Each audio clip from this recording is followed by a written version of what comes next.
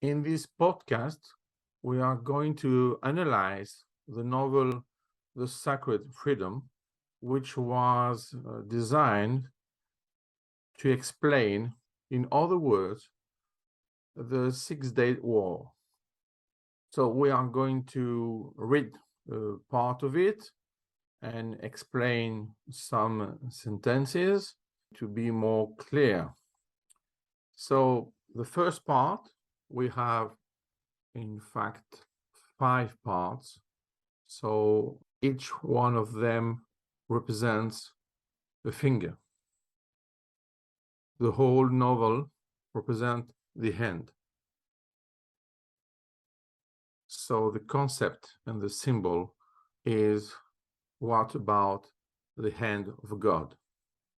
And the point is that we can believe in the hand, but we can be the fingers. So the fingers together are working like a hand, which is a symbol of the story and, of course, the substrate of the history.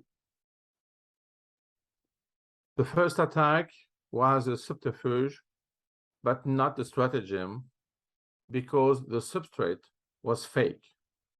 Maybe this sentence is strange, but if you consider that the starting point of the conflict was on the other side, I mean, not Jordan, but Egypt. The idea is that Egyptians gave wrong data to Jordan. So they start with this kind of attack against Jerusalem. So in the novel, we will see always the expression old city. The use of this kind of deception was irrelevant in the context of that time. So it was a process of deception in this war, but the ally of the initiative was not aware about the whole context. This error became the starting point of the liberation. So it was not a problem of liberation. It was just how to defend a position, the starting point. But at that time, it was unpredictable.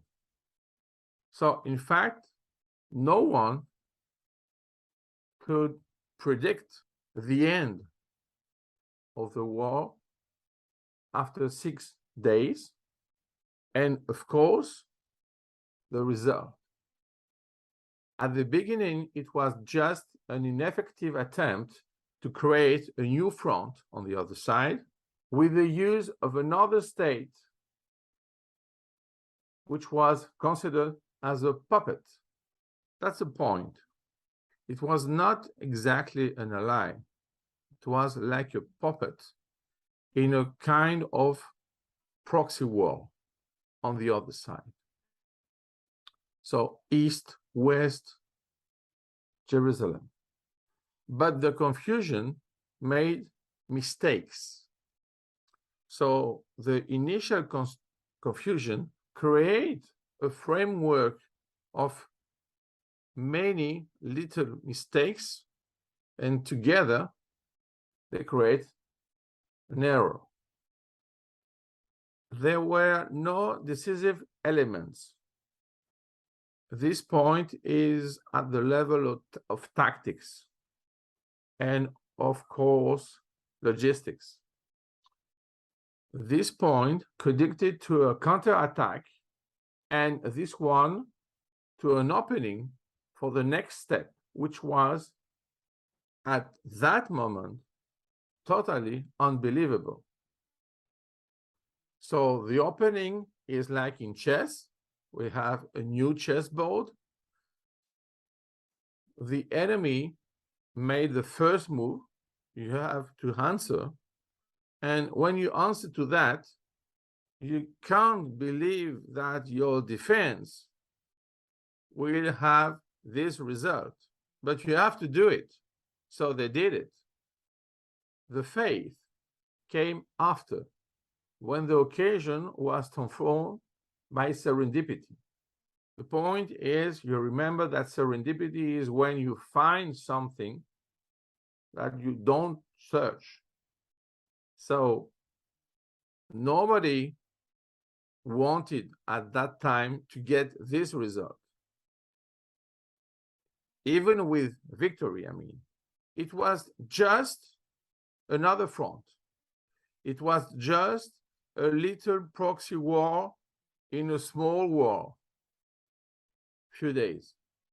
But it was sufficient to have a flashing point and to get another history. So the point was that faith, when you have faith, you can imagine that when you have a moment of serendipity, you can get the new fact and use it.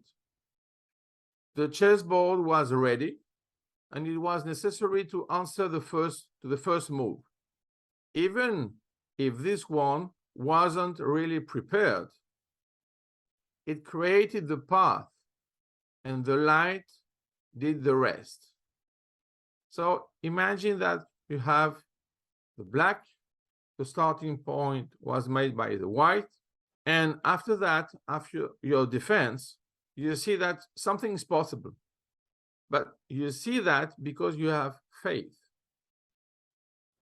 The goal wasn't clear at the initial point.